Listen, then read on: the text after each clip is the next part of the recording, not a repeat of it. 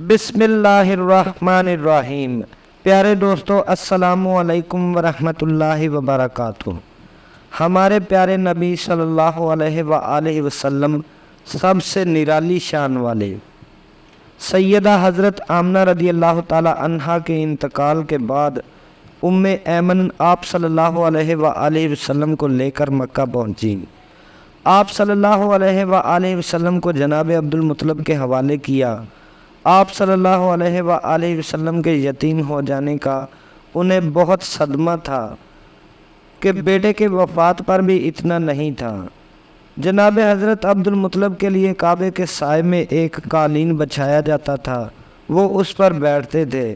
ان کا احترام اس قدر تھا کہ کوئی اس قالین پر بیٹھتا نہیں تھا، چنانچہ ان کے بیٹے اور قریش کے سردار اس قالین کے چاروں طرف بیٹھتے، لیکن رسول اللہ صلی اللہ علیہ وآلہ وسلم وہاں تشریف لاتے تو سیدھے اس قالین پر جا بیٹھتے۔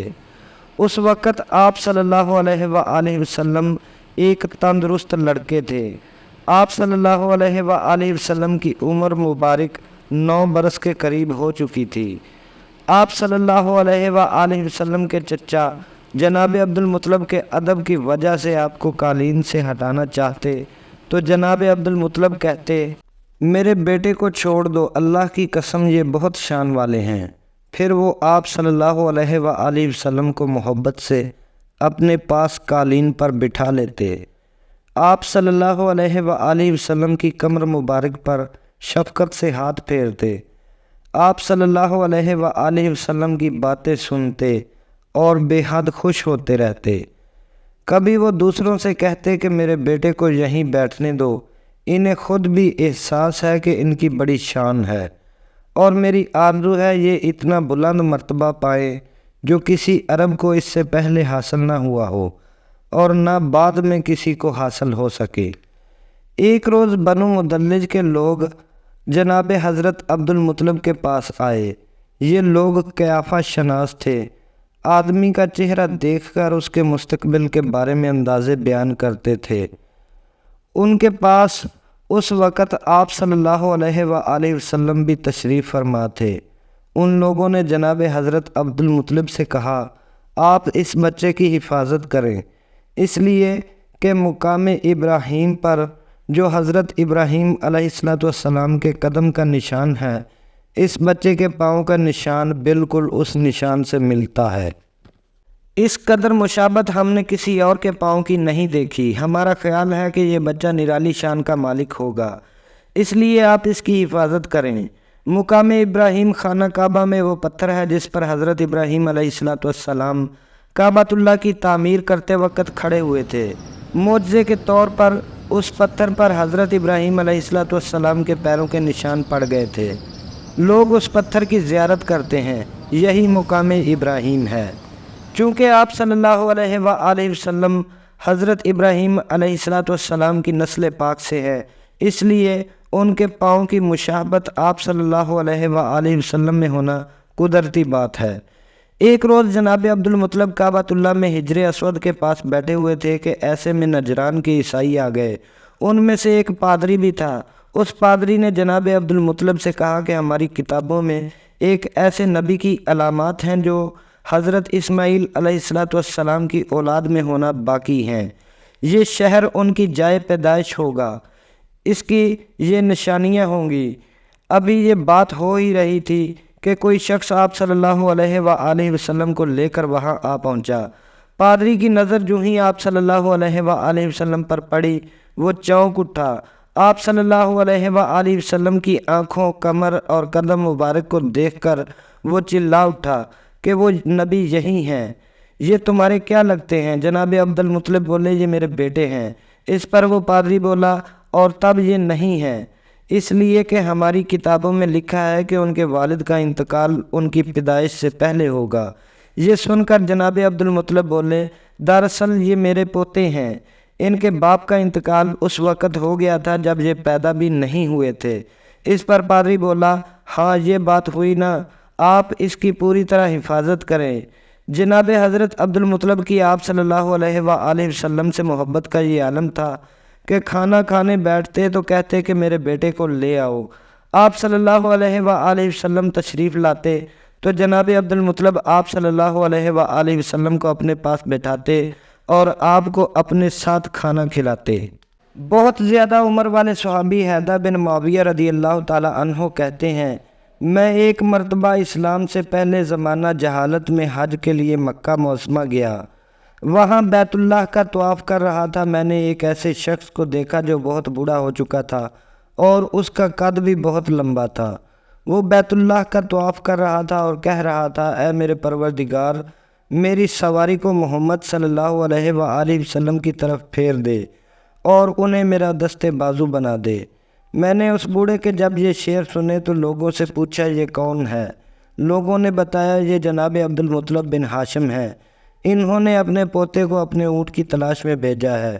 وہ اونٹ گم ہو گیا ہے اور وہ پوتے ایسے ہیں، جب بھی کسی گمشدہ چیز کی تلاش میں انہیں بھیجو وہ لے کر آتے ہیں۔ پوتے سے پہلے یہ اپنے بیٹوں کو اس اونٹ کی تلاش میں بھیج چکے ہیں لیکن وہ ناکام لوٹے ہیں۔ اب چونکہ پوتے کو گئے ہوئے دیر ہو گئی ہے اس لیے یہ پریشان ہیں اور دعا مانگ رہے ہیں۔ تھوڑی ہی دیر گزری تھی کہ میں نے دیکھا کہ آپ صلی اللہ علیہ وآلہ وسلم اونٹ کو لیے آ رہے ہیں۔ جناب عبد المطلب نے آپ صلی اللہ علیہ وآلہ وسلم کو دیکھ کر کہا، میرے بیٹے، میں تمہارے لیے اس قدر فکر مند ہو گیا تھا کہ شاید اس کا اثر کبھی میرے دل سے نہ جائے۔ جناب حضرت عبد المطلب کی بیوی، جس کا نام رقیہ بنت ابو سیفی تھا، وہ کہتی ہیں کہ قریش کئی سالوں سے قحط سالی کا شکار تھا۔ بارشیں بالکل ختم ہو گئی تھیں، سب لوگ پریشان تھے۔ اسی زمانے میں نے خواب دیکھا کہ کوئی شخص خواب میں کہہ رہا ہے، اے قریش کے لوگو، تم میں سے ایک نبی ظاہر ہونے والے ہیں، اس کے ظہور کا وقت آ گیا ہے، اس کے ذریعے تمہیں زندگی ملے گی، یعنی خوب بارشیں ہوں گی، سرسبز و شادابی ہوگی۔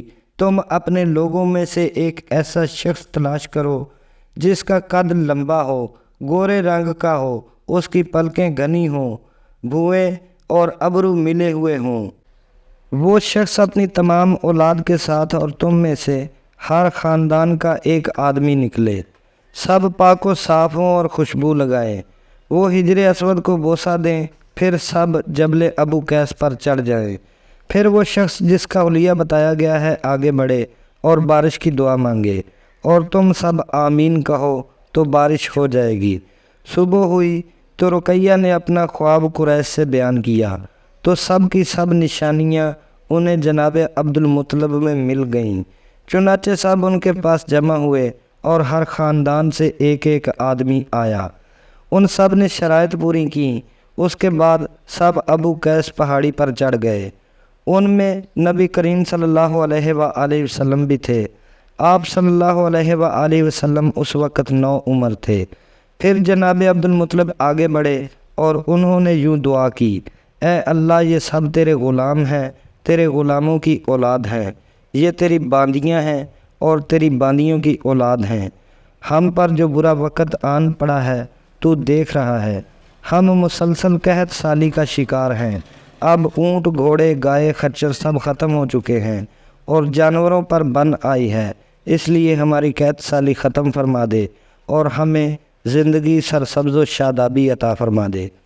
ابھی یہ دعا مانگ ہی رہے تھے کہ بارش شروع ہو گئی، وادیاں پانی سے بھر گئیں، لیکن اس بارش میں ایک بہت عجیب بات ہوئی، اور وہ عجیب بات یہ تھی کہ قریش کو یہ سیرابی ضرور حاصل ہوئی، مگر یہ بارش قبیلہ قیس اور قبیلہ موذر کی قریبی بستیوں میں بالکل نہ ہوئی۔ اب لوگ بہت حیران ہوئے کہ یہ کیا بات ہوئی۔ ایک قبیلے پر بارش ہوئی اور آس پاس کے سب قبیلے بارش سے محروم رہے۔ تمام قبیلوں کے سردار جمع ہوئے اور اس سلسلے میں بات چیت شروع ہوئی۔ ایک سردار نے کہا، ہم زبردست قحط کے شکار ہیں، جبکہ قریش کو اللہ تبارک و تعالیٰ نے بارش عطا فرما دی ہے اور یہ جناب عبد المطلب کی وجہ سے ہوا ہے، اس لیے ہم ان کے پاس چلتے ہیں کہ وہ ہمارے لیے بھی دعا کر دیں تو اللہ ہمیں بھی بارش عطا فرما دے۔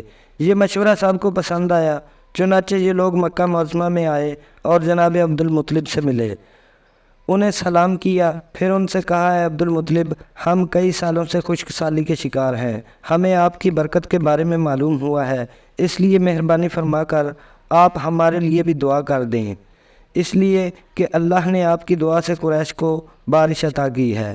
ان کی باتیں سن کر جناب عبد المطلب نے کہا، اچھی بات ہے، میں کل میدان عرفات میں جا کر آپ لوگوں کے لیے بھی دعا کروں گا۔ دوسرے دن صبح سویرے جناب عبد المطلب میدان عرفات کی طرف روانہ ہوئے۔